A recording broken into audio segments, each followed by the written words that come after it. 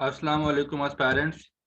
आज हम देखेंगे गयासुद्दीन बलबन के दौर को। गयासुद्दीन बलबन के बारे में बताते चलें कि ये जो आठवें सुल्तान थे नसीरुद्दीन महमूद, उनके ये ससुर थे, फादर इन लॉ थे। और 1246 से उसके डिप्टी सुल्तान के ओहदे पे काम कर रहे थे। तो एक लिहाज से जब इन्होंने दिल्ली का तख्त संभाला तो इनके पास 20 साल का एक्सपीरियंस था एज डिप्टी सुल्तान। और इनका हिस्ट्री ये है कि इनको मंगोल ने किडनैप किया था, फिर जाके गजनी में जाके इनको एक सूफी जमालुद्दीन के यहाँ बेच दिया। वो सूफी जो स्लेव ट्रेडर थे वो इनको वापस इधर इंडिया ले आए, दिल्ली में। यहाँ पे इल्तुतमिश ने इनको खरीदा, इनको अपना जो है वाटर कैरियर बनाया, फिर इनको खासादार बनाया, फिर इनको प्रमोशन करते रहे और आखिरकार ये उनके जो खास नोबल्स की लिस्ट थी, जो ग्रुप था नोबल्स का, उसका हिस्सा बन गए, जिसको तुर्कान चहलगनी भी कहा जाता है। और ये उनकी बॉटम पे थे, यानी कि तमाम तुर्कान चहलगनी के आखिर में ही इनका शुमार होता है। यानी अगर 40th थे तो ये 40th नंबर पे आते थे, यानी सबसे आखिर में थे। बहरहाल ये इनकी एबिलिटी और विजडम थी कि ये अल्तुतमिश के गुलाम होने की हैसियत से इतने अहम ओहदे पर पहुंचे। इनका काफ़ी ये इंस्ट्रूमेंटल रहे। जो अलाउद्दीन मसूद के हुकूमत को इन्होंने ख़त्म किया और उसके बाद अब जो है ये इन्होंने नसीरुद्दीन महमूद को इंस्टॉल किया इनके रूल को, और बाद में अपनी बेटी इनके निकाह में दी। लिहाजा ये जो आठवें सुल्तान हैं नसीरुद्दीन महमूद, ये उनके ससुर भी थे। ये जो ग्रुप ऑफ नोबल्स है जिसको तुर्कान चहलगनी या चालीसा भी कहते हैं, ये बहुत ज़्यादा एक्टिव था। They were expert, they were active in making and breaking the kings. और इनका जो नोबल्स का दौर है वो 1236 से शुरू होता है इल्तुतमिश के दौर के बाद, और ये 1266 तक चलता है। एक बात मैं आपको बता दूं कि चूंकि गयासुद्दीन बलबन खुद तुर्कान चहलगनी का हिस्सा थे, लिहाजा ये उनकी पॉलिटिक्स को समझते थे और ये जानते थे कि नोबल कैसे काम करते हैं, कैसे साजिशें करते हैं। इनको अंदरूनी बातें सारी पता थी। लिहाजा ये जब सुल्तान बने तो इसके बाद इन्होंने सबसे पहले नोबल्स को ही कंट्रोल करना शुरू किया। तो बात यह है कि जो नसीरुद्दीन महमूद आठवें सुल्तान थे, उनका कोई हेयर नहीं था, उनका कोई जानशीन नहीं था। वो 1266 में फौत हो गए। तो डिप्टी सुल्तान जो बलबन थे, जो उनके ससुर भी थे, वो फिर सुल्तान बन गए। तो इसके बाद ये बात हम कर चुके हैं। इन्होंने सबसे पहले आके ये किया कि जो तुर्कान चहलगनी थे, यानी नोबल्स थे, जो कि सुल्तान या रूलर्स को मरवाते भी थे, जंगें भी करवाते थे और अपनी पसंद नापसंद की बुनियाद पे हुकूमतें चलाते थे, उनकी पावर को रिड्यूस किया। उनकी छोटी छोटी गलतियों को भी सख्त सजाएं दी।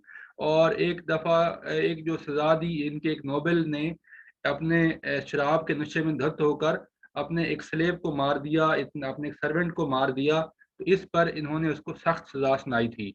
इसी तरह बहुत सारे इन्होंने उनको कंट्रोल किया, उनकी इज्जत जो है वो पब्लिक में कम की और अपनी पावर एज सुल्तान बहुत ज़्यादा बढ़ा दी थी। फिर इनके दौर में सबसे बड़ा जो चैलेंज था वो मंगोल इन्वेजन का था। उसको कैसे देखा, इसने कैसे उसको हैंडल किया, वो हम देखेंगे। उस वक्त जो खजाना था खाली था और आर्मी ऑर्गेनाइज नहीं थी और इंटरनल रिवॉल्ट्स बहुत ज़्यादा थे। तो ये वो चैलेंजेस थे जिनसे ये गियासुद्दीन बलबन को निमटना पड़ा। इनकी एक मशहूर थ्योरी है, थ्योरी ऑफ किंगशिप। ये कहते थे कि सुल्तान अल्लाह का साया होता है, sultan is the shadow of God. ये अपने आप को शेडो ऑफ गॉड कहते थे। और ये कहते थे कि ये मुझे जो रूल दिया गया है, मुझे हुक्मरानी अल्लाह ताला ने दी है और मैं उसी को ही अकाउंटेबल हूँ। और ये कहते थे कि सुल्तान जो है वो अल्लाह को ही जवाबदेह होता है, वो लोगों को जवाबदेह नहीं होता।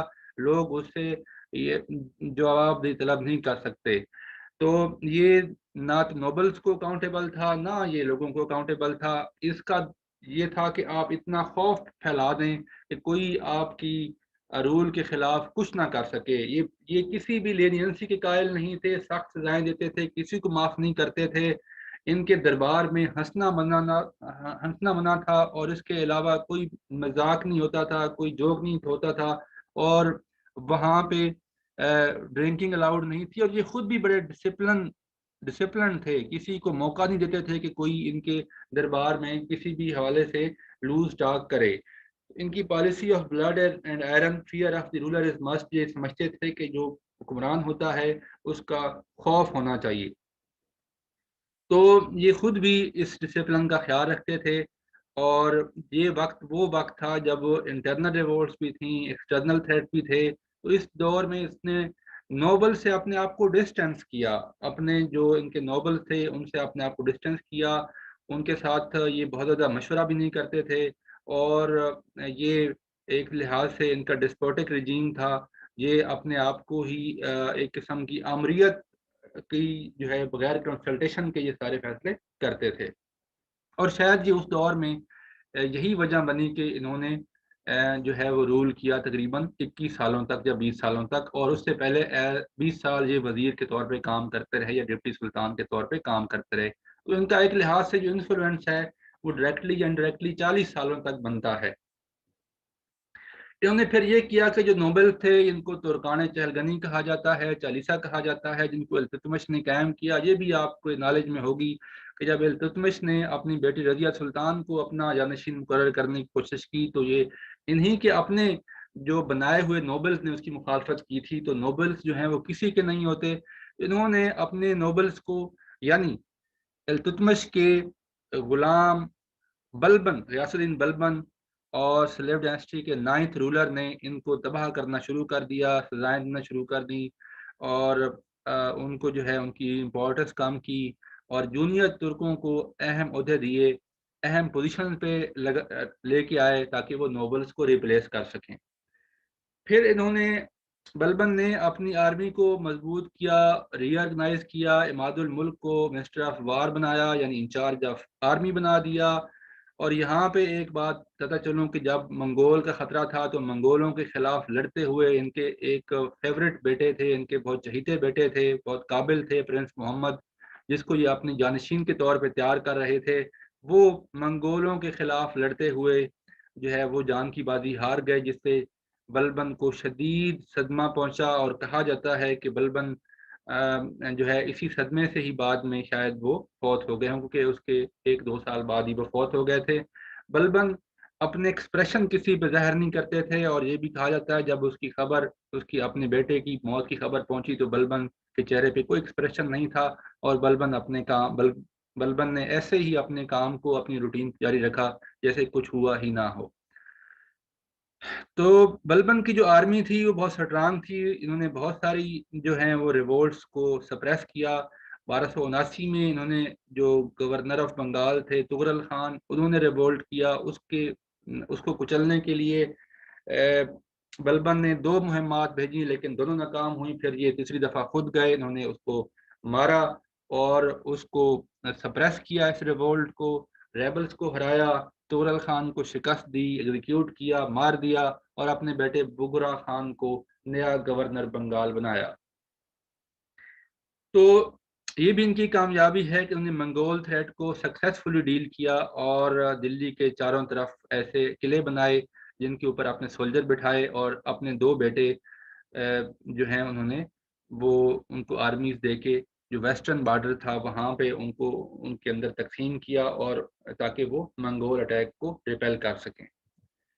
इसके अगर रूल का एनालिसिस किया जाए तो ये बात सामने आती है कि ये बहुत ज़्यादा स्टेबल एंड प्रॉस्पेरस गवर्नमेंट थी, बहुत ज़्यादा खौफ से काम लिया। लेकिन आप कह सकते हैं कि बलबन का इतना स्ट्रांग रूल था कि कोई भी इनको शिकस्त नहीं दे सका या इनके रूल को ख़त्म नहीं कर सका। ये अपनी नेचुरल डेथ ही जो है मरे थे।